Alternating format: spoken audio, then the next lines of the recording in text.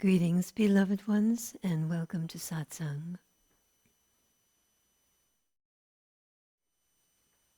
In this moment of time, we are aware of ourselves as a country because we collectively have before us in 2 days a presidential election of great importance. Many people are quite concerned about the outcome of this election.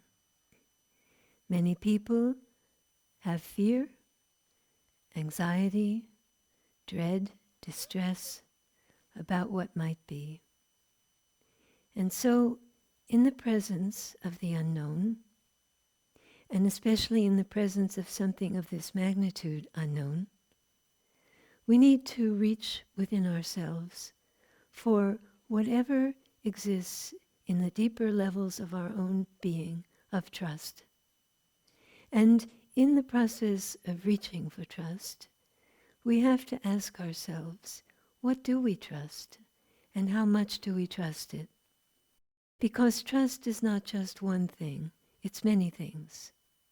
And in the time of challenge, when uncertainty is present, and when fear is present, then you look for, and you must look for, what levels, what degrees, what places your trust actually exists, and where it might be missing or in need of refurbishing, renewal, reinvigorating.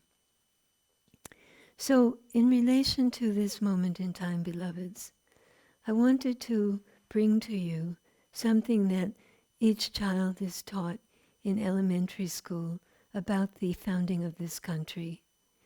And that is from elementary school all the way through public school, high school, and of course into college if you take courses on political science or history, that too. We find that this country is built not only on revolution in a physical sense, but on revolution in an ideal sense. That is, the articulation of the principles that were espoused in the founding documents were revolutionary in certain aspects. They declared for the world inalienable truths, inalienable rights that people may have wished for, but they never knew they had, that there was such a thing. Europe and nations had come through centuries of not believing in equality of humankind, of not feeling that people were created equal. And so, although there were pockets of belief here and there, and also in documents also, in general, this country was founded on a revolutionary ideal, and that is the equality of humankind, of each one to the other, and the freedom of each one. And so we have the founding documents of this country that in a very concise way expresses the ideals of the inalienable right to life, liberty, and the pursuit of happiness. You may not, beloved ones, be thinking of these words. They may have long passed through your consciousness. You may remember them from courses, as I said, in elementary school or later on as well. But they live in every heart that is part of this country. They live there without words as an ideal that this country's existence expresses. Now, when I mention trust to begin with, the question I raise for you each is to what degree, and knowing our history collectively, that has not been able to date to put into practice many of these ideals, to what degree do you believe that this is a possibility, and to what degree do you believe and hold that the purpose of this nation is to fulfill the promise of those ideals, and that it is, however slowly and with whatever degree of difficulty, moving towards that fulfillment of these ideals of liberty, equality, and justice for all, and of the inalienable rights given by nature and nature's God. That's from the beginning of the Declaration of Independence. Inalienable rights given by nature and by nature's God to every human being. So, in this time of widespread disillusionment with the ideals that haven't been able to be put into practice, we need to ask ourselves whether they still exist within us, because it's the holding of the flame of what we know, believe in, and aspire to that brings about the future. It's our holding of the flame of the ideal truths that we believe can be put into practice that brings about and brings into being the future. And the second level of trust, that's the first level of trust. The second level of trust is something that, again, many of you may remember from perhaps elementary school, maybe high school, those sentences in Latin that were written on the $1 bill. And I reviewed them and their history in preparing to talk to you today. And I was touched by the fact that this is the lowest common paper denomination in our country, the $1 bill. Of course, there are coins, but the $1 bill is something that everybody has access to. And on the $1 bill are the 3 Latin phrases that are also sealed in every heart that is connected with this country. And you will remember them because they are e pluribus unum, out of many one, annuit coeptis, God favors this undertaking, and novo ordo seclorum, new order for the ages. Powerful words written onto a dollar bill that every person can, we hope, afford. The $1 bill, the commonest form of currency, carries the ideals of this country.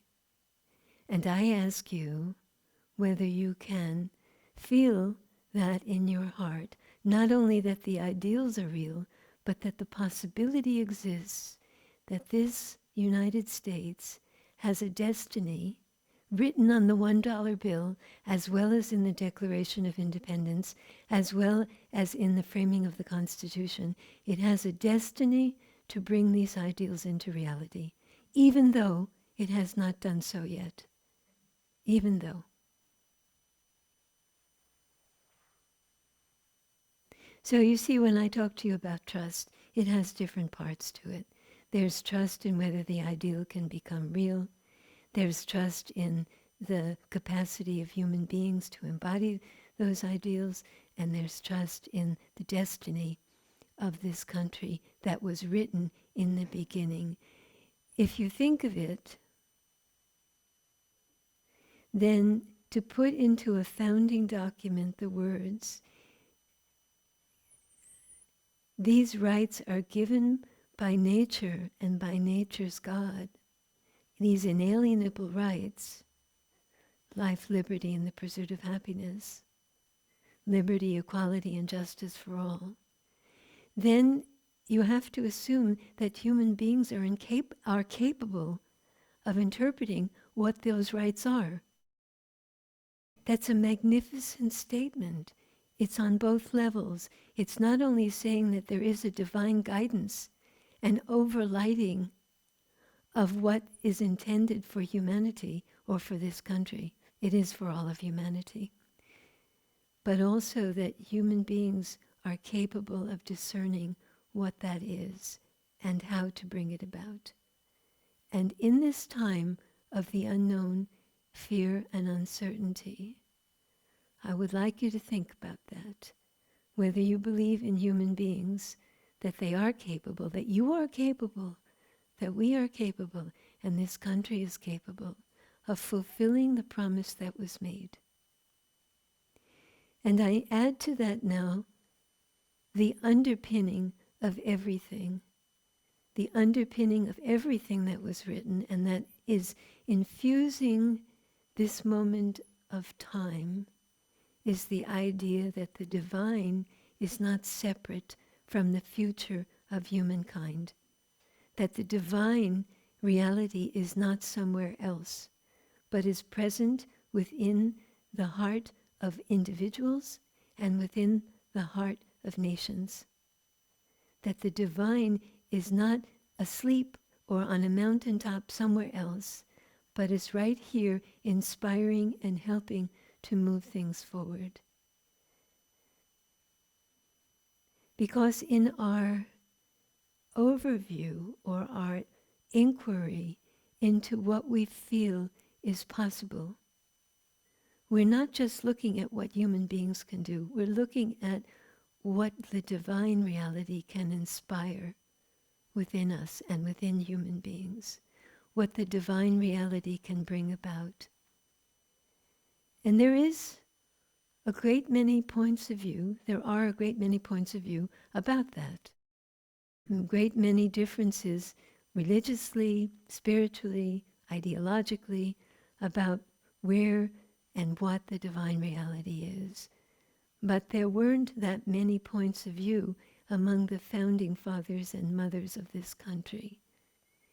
There weren't about the laws of nature and the God that infuses those laws.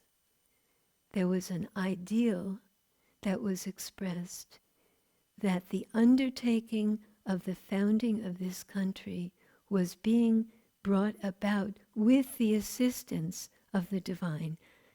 Annuit coiptus means with the assistance of the divine. God favors this undertaking. Not we have to do this ourselves, but God favors this undertaking. We have come very far, for the most part, from believing these things. We are living in a time, as I said, of great disillusionment, discouragement, and now increased fear. And so, if we want to be part of a future that we wish to bring into being, we have to disentangle ourselves from the disillusionment. We have to go back to that which joins the possible with the actual, the possible with the real, and with the idea that souls don't only belong to individuals, souls also belong to nations.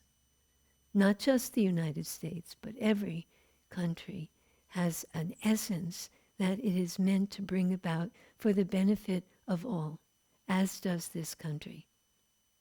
The soul of this nation has an essence, a directive that I've been talking to you about, that is meant to bring about a good for the benefit of all being the entire earth.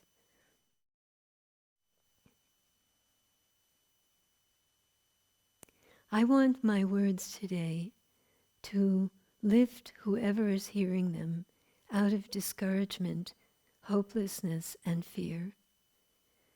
My words are not meant to indicate that everything is easy or will be easy. Far from it.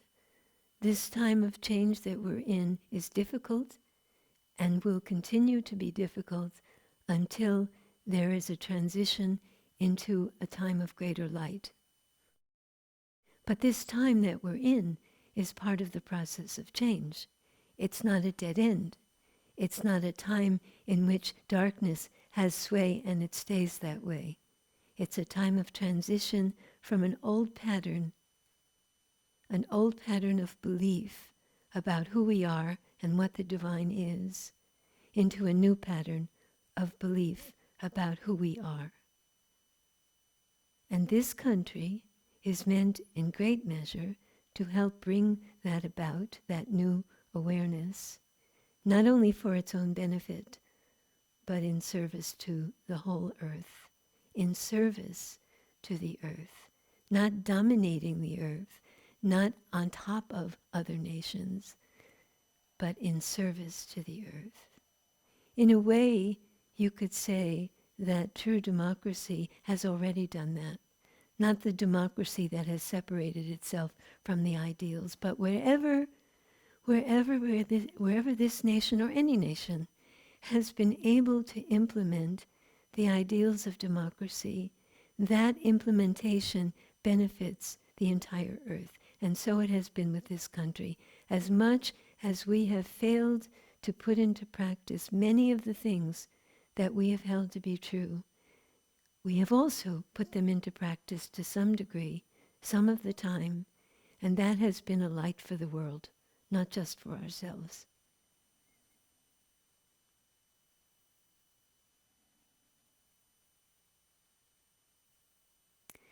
So, beloved ones, I ask you on this day, which is 2 days before this historic election, to consider what you trust and what you don't trust of the things that I've shared with you, what you trust in human beings, what you trust in yourself, what you trust of the divine, what you trust of destiny for this country and for the earth.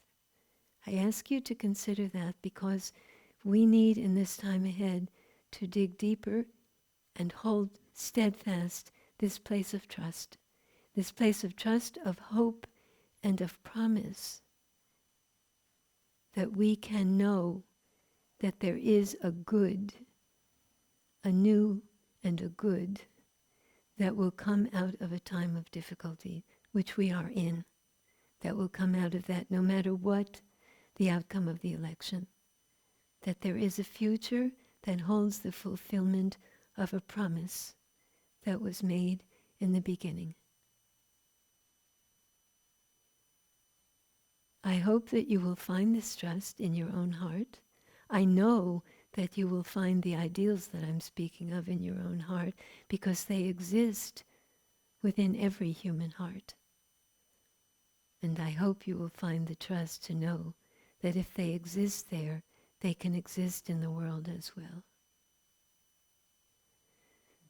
May all nations recognize the true heart of that which informs all souls, individual and nations and the earth.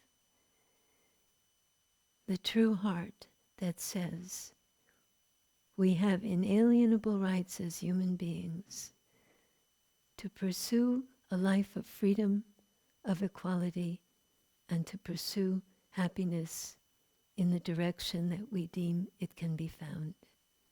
May all nations find within themselves the ideals that are the true ideals of democracy and the way to uphold them. Om Namo Bhagavate, Om Namo Namaha. I bow to the Supreme Being that lives within all. Namaskar.